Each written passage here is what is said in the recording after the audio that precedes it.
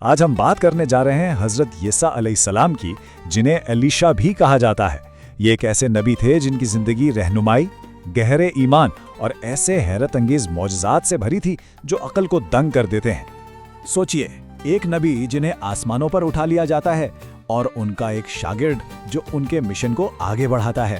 یہ کہانی ہے غیر معمولی واقعات کی، ایک عظیم وراثت کی اور گہرے ایمان کی۔ تو کہانی شروع ہوتی ہے ایک نوجوان کسان سے جن کا نام تھا یسوع۔ ان کی زندگی بہت ہی سادہ تھی، دن میں کھیتوں میں محنت کرتے اور راتیں اللہ کی عبادت میں گزارتے تھے۔ ان کا رشتہ اس وقت کے عظیم پیغمبر حضرت الیاس علیہ السلام سے بھی تھا۔ وہ نہ صرف ان کے بھتیجے تھے بلکہ ان کے سب سے مخلص اور وفادار شاگرد بھی تھے۔ بالکل ایک بیٹے کی طرح ان کی خدمت کرتے اور ان سے سیکھتے تھے۔ اور ان کی زندگی میں برکتوں کا سلسلہ تو بہت پہلے ہی شروع ہو گیا تھا۔ ایک بار شدید قحط پڑا تو حضرت الیاس کی دعا سے ان کے گھر میں تھوڑا سا کھانا معجزانہ طور پر پورے خاندان کے لیے کافی ہو گیا۔ یہ بس ایک جھلک تھی ان معجزات کی جو آگے آنے والے تھے۔ یہ تو تھی ان کی ابتدائی زندگی، مگر اب ہم بات کرتے ہیں اس لمحے کی جب ایک دور ختم ہونے والا تھا اور ایک بہت بڑی ذمہ داری حضرت یسوع کے کندھوں پر آنے والی تھی۔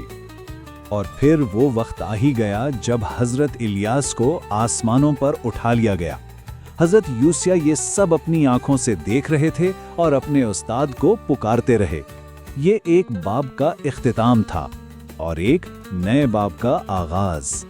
جب حضرت الیاس جا رہے تھے تو ان کی چادر نیچے گری۔ اب یہ کوئی عام کپڑا نہیں تھا، یہ اس روحانی اختیار اور نبوت کے مشن کی ایک طاقتور علامت تھی جو اب حضرت یسوع کو سونپی جا رہی تھی۔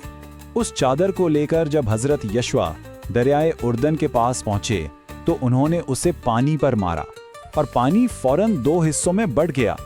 یہ سب کے لیے کھلا اور واضح اشارہ تھا کہ نبوت کا مشن اب ان کے ذریعے آگے بڑھے گا۔ تو نبوت کا منصب سنبھالنے کے بعد حضرت یسوع کی زندگی معجزات سے بھر گئی۔ ان کے ذریعے اللہ نے ایسی نشانیاں ظاہر کیں جنہوں نے لوگوں کی زندگی بدل دی۔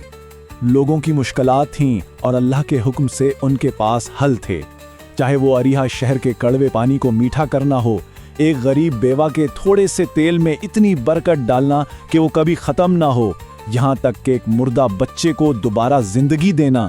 ہر معجزہ لوگوں کے ایمان کو مضبوط کرتا تھا۔ اریحا شہر کا قصہ بہت مشہور ہے۔ وہاں کے لوگ ان کی نبوت پر شک کر رہے تھے، تو انہوں نے ایک نشانی مانگی۔ ان کا مسئلہ یہ تھا کہ ان کے شہر کا پانی اتنا کڑوا تھا کہ اسے پی کر لوگ بیمار پڑ جاتے تھے۔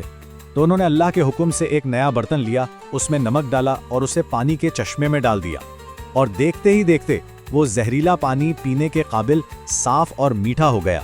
اس ایک معجزے نے نہ صرف پانی کو بلکہ اس شہر اور وہاں کے لوگوں کو بھی شفا دی۔ لیکن دیکھیں، حضرت عیسیٰ کا کام صرف معجزات دکھانا نہیں تھا۔ ان کا اصل مشن بنی اسرائیل کی رہنمائی کرنا تھا، خاص طور پر اس وقت کے بگڑے ہوئے بادشاہوں کو صحیح راستہ دکھانا۔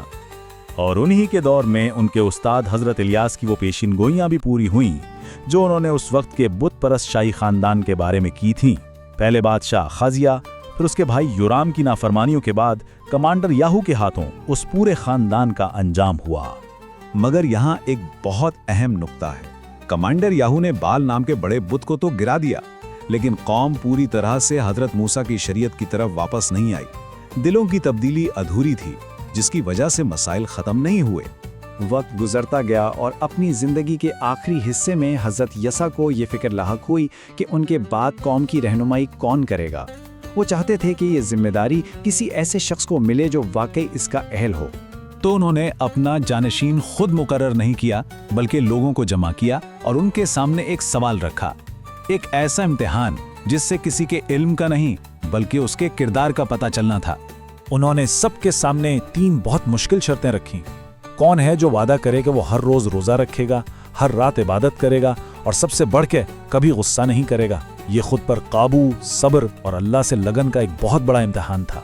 پورا مجمع خاموش تھا، لیکن ایک عاجز شخص کھڑا ہوا اور بولا، میں یہ ذمہ داری لیتا ہوں۔ حضرت یسوع نے اگلے دن پھر یہی سوال پوچھا اور پھر وہی شخص کھڑا ہوا۔ اس کا پختہ عزم سب سے الگ تھا، کیونکہ اس شخص نے ان شرائط کو پورا کرنے کی کفالت یعنی ضمانت دی تھی، اسی لیے ان کا نام ہی ذوالکفل پڑ گیا، جس کا مطلب ہے ضمانت والا۔ اور یوں وہ حضرت یشع کے بعد اگلے روحانی پیشوا مقرر ہوئے۔